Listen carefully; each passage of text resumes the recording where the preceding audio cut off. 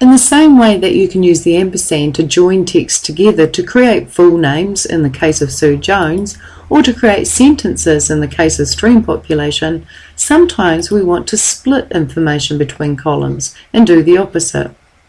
For example, highlight A2 to A8 and in the ribbon click the Data tab.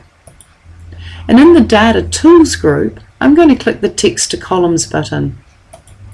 When I click the Text to Columns button, I get the Convert Text to Columns wizard, step 1 of 3.